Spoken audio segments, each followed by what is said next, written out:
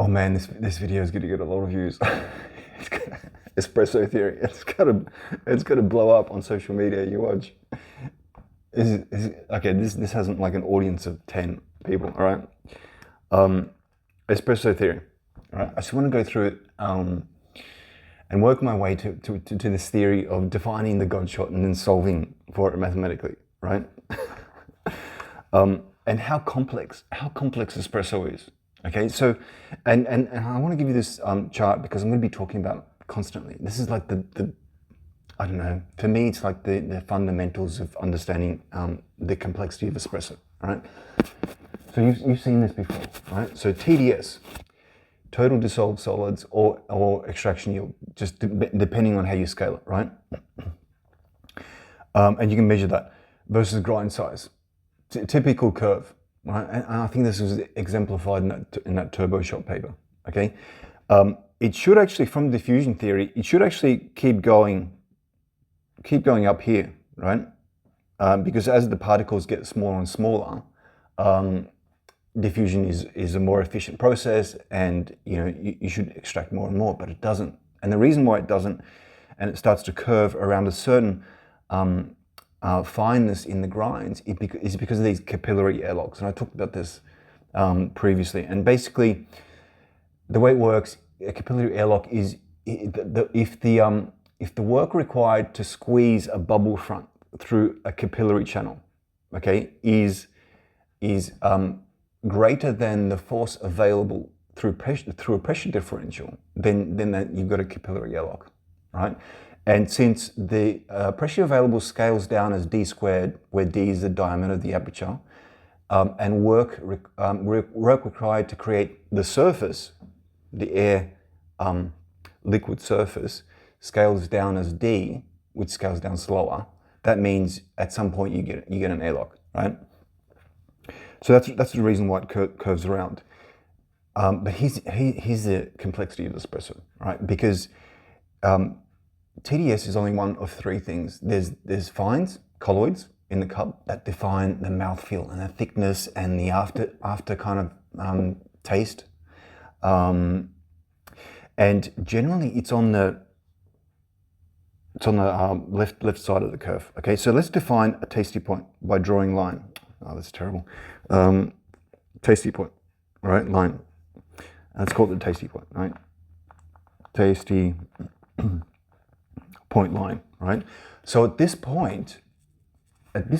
grind size, okay, this will correspond to a particle distribution in your cup, in your espresso cup. Particle distribution, particle size, PS, that peaks at some specific particle size, all right? That's what you'll get. And this will be defined as the most optimal kind of mouthfeel, right? And this is marked by this line. Okay, so that's one complexity. That's the second thing of espresso. But there's a third, and that's crema. I talked about this, the theory for how crema is formed by turbulence stripping off the particles into the grind, and that depends on the cavity volumes and the fluid dynamics and all that kind of stuff. So on this chart, right? On this chart, we can draw another line. Okay, and it's got to be on the other side, on the right side. So we got to just dot it, right? And we've got to need a new y-axis, and this is the crema amount. I don't know what you want to call it, crema amount. Generally on the right side, because for the coarser grinds, the coarser you grind, the more crema you're going to get. That's why the IMS baskets, 58 mil, create so much crema, because they've only got a few holes and you need a coarser grind, and that's why the smaller diameter baskets, the 40 mils and the 53 mils, create more crema than the 58, because the grind size is larger, right? So generally the maximum crema line is on the right side of this curve. But that is pretty much the master curve, I would say, or the master chart to understand kind of espresso, all right? Knowing this now, do you have a clue as to what I think the God shot is? And what do I mean by, we have a bunch of variables, parameters, which we can vary to solve mathematically for the God shot.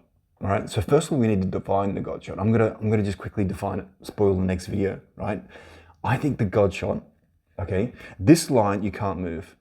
This line is set, and to find this line, you would need what's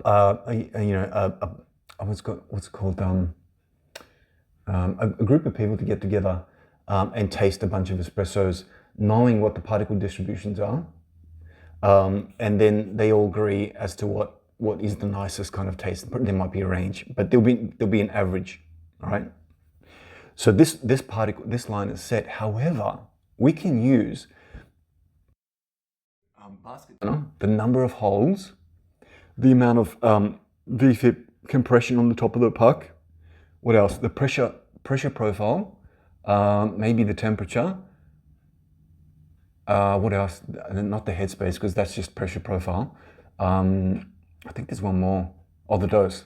We can use those parameters to actually shift. All right, to shift this the TDS curve. Okay, we can shift the TDS curve so that it lines up with the tasting point, right? And I'm not sure we can shift the crema line. That's the thing. I'm not sure we can shift the crema line, or how much we can shift the crema line. But I'm sure we can shift a little bit, right? And so if we shift the crema line, right? That is, if we find a set of parameters that I mentioned, so that we shift the crema line, it's very close to the tasty point. That is the God shot. I think it has to be, because you're maximizing everything. You can't do any better than that, right? Okay, that's what I think. So in the next, I just want to get these boring theory videos out of the way. Next video, I'll talk about how to kind of, I'm not going to solve for the mathematics on that is, freaking 3 years. But I'll talk roughly about how you'd go about getting creating the math to get those 3 lines. Okay? All right, that's the next video.